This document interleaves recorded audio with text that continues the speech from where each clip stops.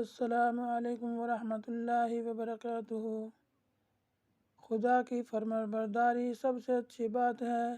سورہ حامیم سجدہ میں اللہ تعالیٰ نے ارشاد فرمایا وَمَنْ أَحْسَنُ قَوْلًا مِّمَّنْ دَعَا إِلَى اللَّهِ وَعَمِلَ صَالِحًا وَقَالَ إِنَّنِي مِنَ الْمُسْلِمِينَ۔ اور اس سے اچھی بات کس کی بات ہے جو اللہ کی طرف بلائے اور اچھا کام کرے اور کہے کہ میں خدا کے فرمانبرداروں میں سے ہوں۔ نیکی اور بدی برابر نہیں ہو سکتی۔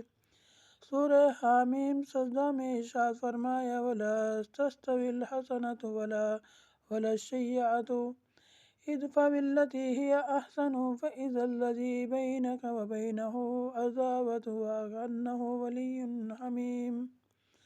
اور نیکی اور برائی برابر نہیں ہوتی۔ نیک برتاؤ سے برائی کو ٹال دیا کرو، پھر تم میں اور جس شخص میں عداوت تھی اچانک ایسا ہو جائے گا جیسے کوئی ولی دوست ہوتا ہے۔